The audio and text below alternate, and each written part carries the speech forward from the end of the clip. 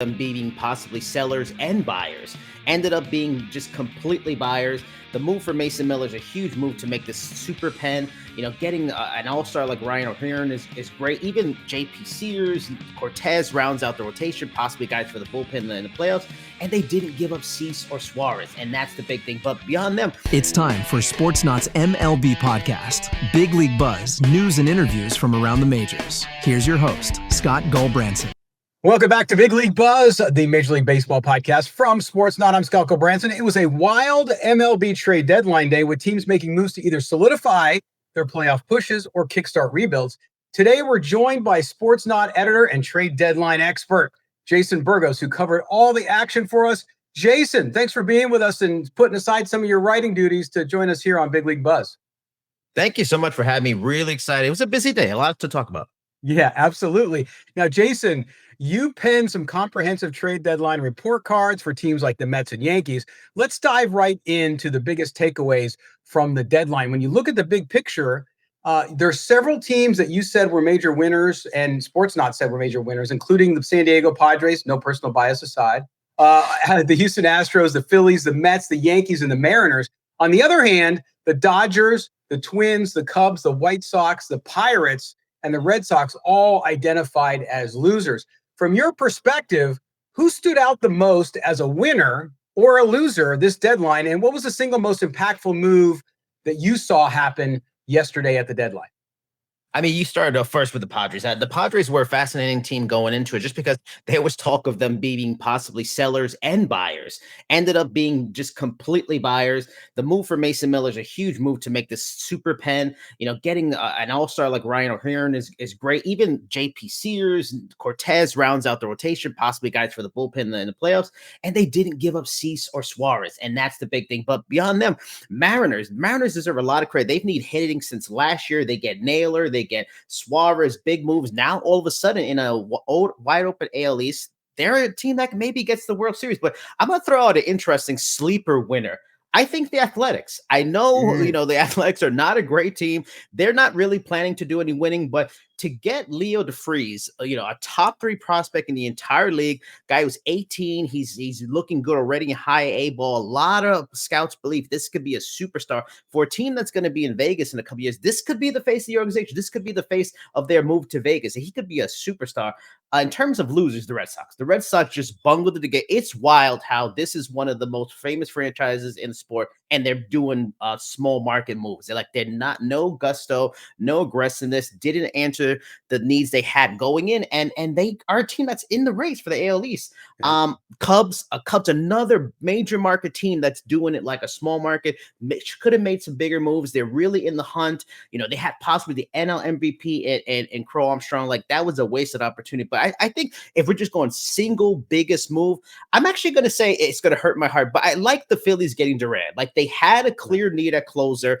I don't necessarily love all the moves. I don't know if they're now better than the Mets or the Padres, the Dodgers, but Duran was a clear need. They had a closer, and I think they answered it. And they're still a very good team that has a possibility to go far.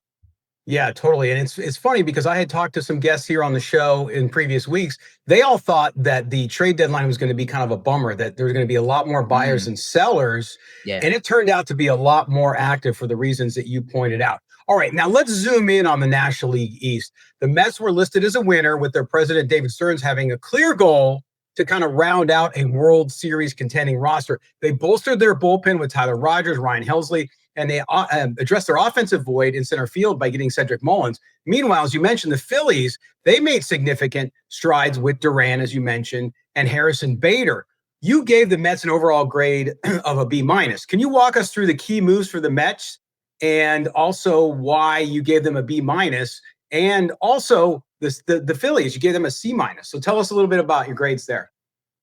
The Mets move, I do like them. The Soto addresses the need as a lefty. Now they have 2 really good lefties, and statistically, they match up well with some of the big hitters they'll be facing in the playoffs, like an Otani and Schwarber and some of these guys, and Freddie Freeman.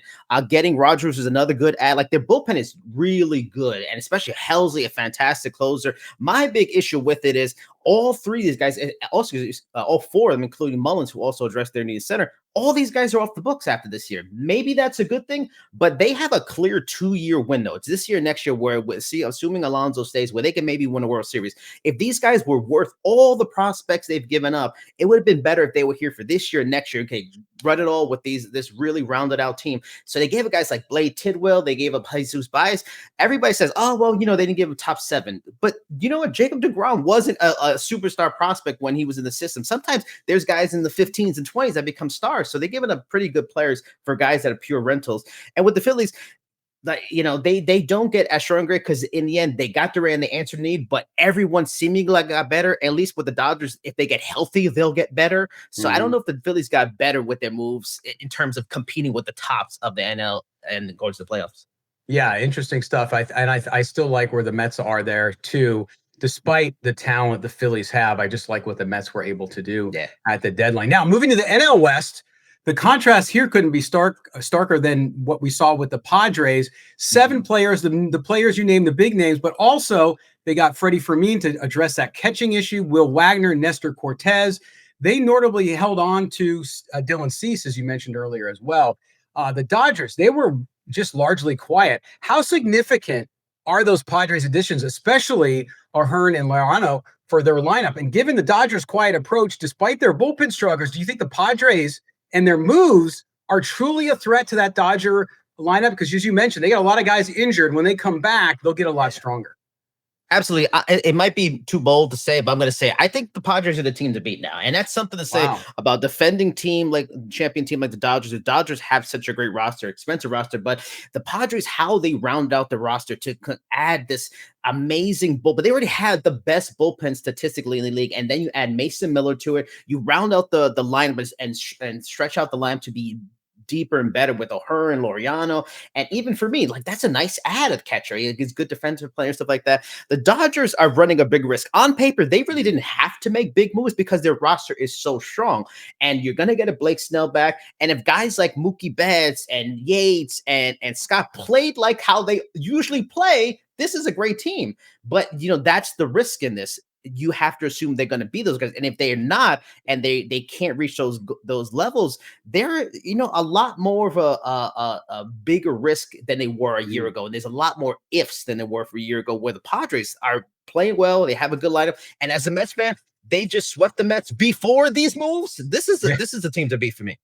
Well, and Jason, we talk about the Dodgers. How concerned are you about Otani? He leaves the game in Cincinnati just a few days ago after only pitching 3 innings where he didn't perform very well with cramping in his hand again. Is this a situation? Do the Dodgers at this point, with all that they've gone through, do they just need to let Otani be the hitter he can be and maybe lay off the pitching and look elsewhere to bring their rotation where they need it to go? Absolutely. He is a pure hitter. If they wanted to do something maybe in the outfield, okay, that makes absolute sense. There's always been talk that he's a fantastic athlete. He'd probably be a great outfielder if he was that full time. That's what they should do.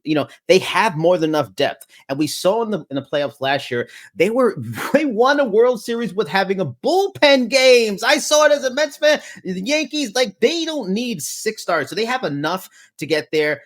Maybe Roki Sasaki comes around, maybe he does something, but they have enough where they don't need him. We just saw they don't need him to pitch a World Series. They're running a huge risk by doing that. I think they should stop. They probably won't, and they might have to have something bad happen for them to do that. Yeah, a close thing to watch for sure. All right, let's turn to the American League East and the New York Yankees. Brian Cashman's goal was to, as he said before the deadline, improve the roster and avoid missing the playoffs in 2025. They addressed their bullpen issue, acquiring 2-time All-Star closer David Bednar, along with Jake Bird and Camille Doval. They also upgraded at third base with Ryan McMahon. You gave the Yankees an overall grade of C+, while David Bednar received an A grade from you. You recognize the talent there and what he does for the bullpen there as well. But what are your thoughts on Cashman's approach to the deadline and how the Yankees did? If not for the Bednar move, I might have given their moves a D. I think he was such a good player. He elevated them because in the end, I'm not surprised. this is a total Brian Cashman trade deadline. This guy doesn't make big blockbusters at the deadline. In the offseason, absolutely. Soto and some of these guys and stuff like that in his history. He just doesn't do that. He rounds out the roster. But this team, whose borderline could be in third place in a couple of weeks from now in the AL East, like they needed something more. Ryan McMahon was a good move. Bednar was a good move, but they needed something more. No one is scared of the Yankees right now. And it's a shame because the AL is so wide open. There's no definitive scary teams like the Dodgers and the like to get through the NL is going to be wild. So to not have done more, they're in a weird spot where if they don't make the playoffs, heads could roll. Yes, Boone got an extension, but there's been a push for him to move anyway. Maybe Cashman puts his job is now in jeopardy because they haven't won a title in over a decade. Like there's so much pressure there. The thing for me with the Bednar move, I like that so much, mainly because it's a good short and long term. It helps them this year, but long term, he's their closer for next year because it's a good chance Devin Williams and Luke Weaver are not on this roster next year because they get better offers to be closers elsewhere. Yeah, it's going to be interesting, especially with how, again, Detroit's doing that AL, like you said, wide open. Seattle just continues to do it, right? They're just crazy with the big dumper and everybody else. Finally, what I want to talk to you about, too, is players who weren't moved ahead of the deadline. Of course, we did a bunch of stories on Sportsnaut about people like Luis Robert of the White Sox, Sandy Alcantara of the Marlins, Zach Gallen of the Diamondbacks. Those guys were all expected to move. Steve Kwan, Dylan Cease, you mentioned earlier, and Mitch Keller. Those guys didn't go anywhere. Of all the players who stayed put in their towns right now, which one do you think was the most baffling decision by their team, and what are the potential long-term implications of the choices for those teams? It's absolutely Robert. There's a case that can be made. The player he was 2 years ago was more an anomaly. And the player we've seen before that and after that now is what he is. And by not trying to move him when his value was even higher last year, now he's having another down year. This could be the guy they're stuck with. And then to not have maybe gotten a few good prospects. Maybe they're not elite prospects, but they're prospects that could become stars if, develop the properly. That was a silly move. But this is the White Sox. The White Sox are going to White Sox. This is what they've been kind of doing for the last few years. That said, also the Alcantara one is a close second. The scouts say he probably will recapture his form and be an elite starter again, but he hasn't yet. We are now in August and he's still kind of struggling. It hasn't really been the dominant guy. What if he doesn't return to his form? What if after Tommy John, he's just never the same? He's kind of a middle of the rotation guy. They missed out on an opportunity to really move him to get some big players. But outside of that, I kind of get all the other moves. Quan, he's a two-time All-Star. They move some guys. He's going to be maybe one they feel he's an anchor of the team going forward. So they'd rather keep him. A lot of some of the other moves, I get it in terms of financial and roster levels. If you can't get really meaningful talent in return, you stick with it and see what happens next year. Yeah, and you mentioned earlier, before I let you go, the A's being kind of a surprise what they were able to do.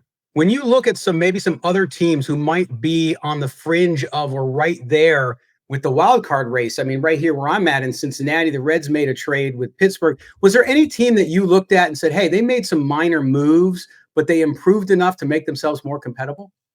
Yeah, I think the Reds. I think that's the best one you point out because a lot of the teams that are on the fringe, we kind of talked about the Red Sox didn't do enough. We talked about the Mariners did a lot, so they're really in a strong position. The Phillies, stuff like that. The Reds are the kind of one of those ones we didn't mention that they did some nice moves, got some added players. They're not going to make big trades. That's just they're a mid-market kind of team there. That's just not going to happen. So they made those smaller moves to play to Terry Francona's style. That's very helpful for him. And maybe the Giants should have been there, but they didn't make any moves either. They've actually gone downhill since they made the Devers trade. So yeah, the Reds are kind of one of those under the radar teams that made some solid moves that helped them, and they're right in the race, only 3.5 games out. So that's one team that deserves some credit for what they did within their means. All right, so there you go, Jason Burgos, editor at Sportsnaut.com. His information, you want to follow him on X, see what he's up to? Do that. Link below in the podcast and on the video so you can follow him on X or wherever you'd like to follow him. Jason, thanks so much for breaking down this incredible deadline, and hopefully you get some sleep this weekend. I will. Thank you so much for having me, man.